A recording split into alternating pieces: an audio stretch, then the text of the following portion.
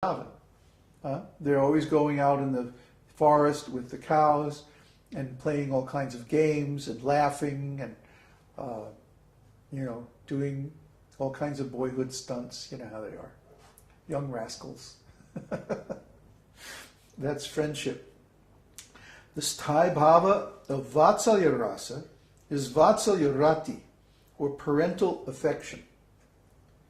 And of course, the examples there are Nanda and Yashoda, Vasudeva and Devaki, the parents of the Lord. Parents of the Lord are always anxious to make sure that he is okay, that he's enjoying. And they're always engaged in some kind of service activity. And the difference between the service in dāsya rasa and in vātsalya rasa is that the parents of the Lord take responsibility. See? In the servant is not ultimately responsible. Isn't it? Like, for example, if you become a servant, an employee in a corporation or something like that, you're not responsible. The owner of the corporation is responsible, the owner of the company. Or if you're in the military, you just follow orders, and you're not responsible for whether the army wins or loses. The general is. So, similarly, in dāsya rasa, the devotee is not responsible. He simply follows the orders of the Lord. Or, if he's a very advanced servant, he anticipates the orders of the Lord. This is another story. I don't want to get into that. The parent of the Lord takes responsibility for the Lord's condition, for his enjoyment, for his safety, for his various enjoying activities, and provides the means for them. See? That's the difference. That's the difference between simply a devotee and a preacher. Simply a devotee is just a servant. But a preacher is someone who takes responsibility for the mission of the Lord. And this confers special abilities and consciousness and awareness that the ordinary servant doesn't have and can't imagine having, because they don't take responsibility. They give over all the responsibility to the Lord. It's a whole different mindset. And the Sthāyi-bhāva of mādhurya rasa is mukhya-rati. Madhur means sweet. So mādhurya rasa means the rasa of sweetness, of conjugal love. And mukhya-rati is the taste of that type of love. And of course the gopis are the best example. Now, as far as the indirect, the Sthāyi-bhāva of hasya rasa means laughter, is mukhya-rati. Mukhya-rati. And now this rasa of laughter is compatible with some Sthāyi-bhāvas and is incompatible with others. For example, it's incompatible with servitude or neutrality. In neutrality, the devotees are always very serious. They're in awe and reverence. It wouldn't be appropriate for them to laugh. You see? But with Krishna's friends, completely compatible. And with the gopis, yes, very compatible. So sometimes these indirect rasas are compatible, and sometimes they're incompatible with the Sthāyi-bhāvas.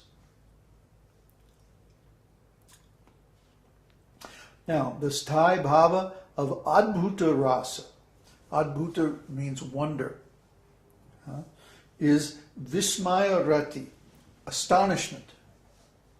When a person comes face to face with Krishna and sees his amazing qualities, he becomes astonished. Wow! That's the only appropriate response, really. Because Krishna is completely amazing.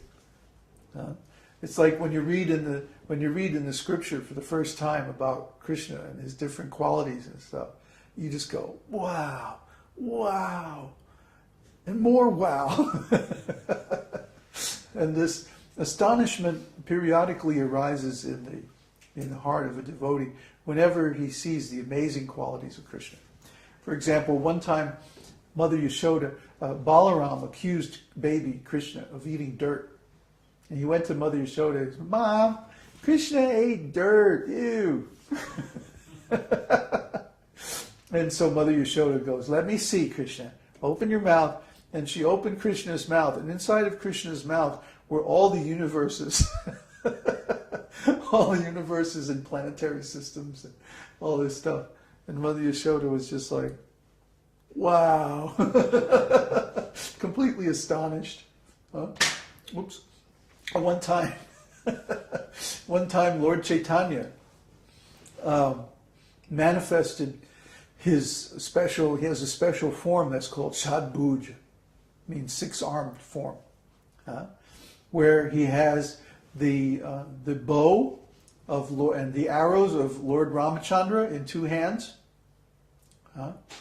and he has the flute and the lotus of Krishna in two hands, and then in another two hands he has his sannyasi danda, and he's blessing his devotee. So it's like Lord Krishna, Lord Rama, and Lord Chaitanya in one form. This is called Shadbhuj. So one time he manifested this Shadbhuj form before one of his devotees. And it's described in Chaitanya Charitamrita that the devotee was completely astonished. He couldn't have been more astonished. He was completely astonished, like, wow. Yeah. So the Lord has this ability to completely astonish anybody. Well, just by even a small manifestation of his real qualities, like Arjuna. Arjuna said, I want to see your universal form. So the Lord manifested his universal form with thousands and millions of arms, legs, heads, bodies and weapons, and all of the demigods are marching into his blazing mouths, and he's consuming all living entities. And Arjuna was just like, okay, that's enough. Let's see the two-arm form, okay? Oh. It was too much. It's too much for anybody. So that's the astonishment that when one comes in contact with the real potency of Krishna. Mukhya-rati. Now the Sthāyi-bhāva of vīra-rasa, heroism, is utsāha-rati. Utsaha means enthusiasm. So again, Krishna and Arjuna on the battlefield of Kurukshetra are manifesting this rasa of heroism. Utsaha. Utsaha means vira. Vira means strength or heroism. They're ready to take on anybody. Anybody and everybody. One at a time or all at once. Come on, bring it on. And so that was that mood of heroism. And the Sthāyi-bhāva of karuna, or compassion, is shoka-rati. Shoka means sorrow or lamentation. When we see somebody in a very suffering condition, then we feel sorrow. We feel sorrow. Oh, I'm sorry. We even say, I'm sorry. I'm sorry to hear that, so-and-so died or something like that. So this is compassion. We have compassion on their suffering because we ourselves are suffering simply by hearing or seeing it. And that's another. Krishna has compassion on the living entities caught in the illusion of the material existence. He's there with us, suffering. He suffers along with us. He sees our suffering, and he suffers because we're suffering, because he loves us. If you love someone and they're in pain, even if you're not suffering, you feel suffering, because here's someone that you love and they're suffering. This is called compassion. Just like we're not suffering, we have everything we need. We have very nice existence. But then when we see all the suffering in the material world, we go out and we go in the metro and we go downtown for shopping or something like that, and everybody's face is so down, and they look like dogs actually. You know that look that a dog has when somebody just whooped him or something, he's like,